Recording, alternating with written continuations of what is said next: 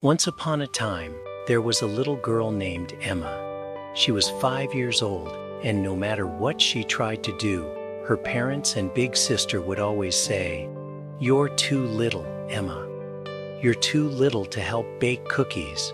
You're too little to stay up late. You're too little to play with my toys." Emma sighed. She didn't want to be little anymore. That night, as she lay in bed, she closed her eyes and whispered, "I wish I weren't little anymore." When Emma opened her eyes, she was no longer in her bedroom. She was standing in a magical underground world. The ceiling sparkled like the night sky, filled with glowing crystals. The walls were covered in soft moss that shimmered like tiny stars. There were mushrooms as tall as trees, glowing in warm colors, orange, blue, and purple. A gentle stream ran through the middle, its water glowing like liquid silver, and all around her were tiny gnomes, no taller than her knee. They wore bright red hats and had long fluffy beards. Their big round eyes sparkled with wonder. "A giant! A giant has come to help us!" they cheered. Emma giggled. She wasn't little anymore. She was big to them. The gnomes told Emma about a deep, dark cave at the edge of their land. Inside, their greatest treasure was locked away, but a terrible beast guarded it.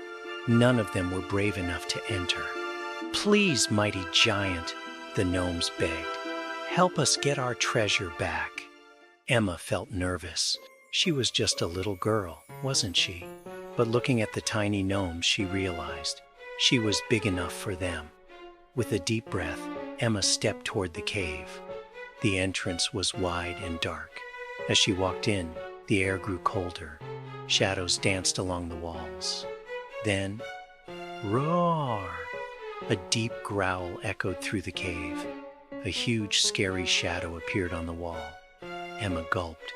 This was it, the terrible beast. She took a step forward, her heart pounding, and then she saw it. A big, round, fluffy cat sat in the middle of the cave, lazily flicking its tail. Emma blinked. This was the monster.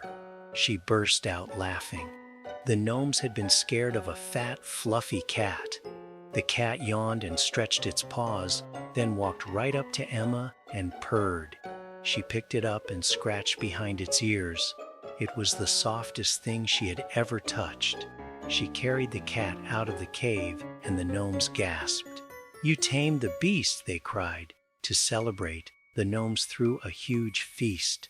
There were tiny cakes, honeyed berries, and steaming mushroom soup. Music filled the air as the gnomes danced around Emma. But as she was about to take a bite of cake, one gnome tugged her sleeve. "Giant Emma, can you help us move this giant rock?" Another gnome piped up. "Can you dry up the big puddle?" Then another. "Can you reach that fruit from the tall tree?" Emma sighed. Being big was a lot of work.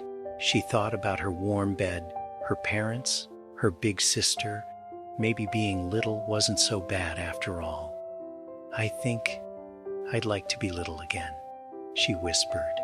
And just like that, poof, Emma was back in her cozy bed. She yawned, stretched, and pulled the blanket up to her chin. But wait, was that purring? She turned her head and saw the big, fluffy cat curled up on the windowsill. It had come back with her. Smiling, Emma closed her eyes. Maybe being little wasn't so bad after all. And from now on, she knew she was just the right size to be herself.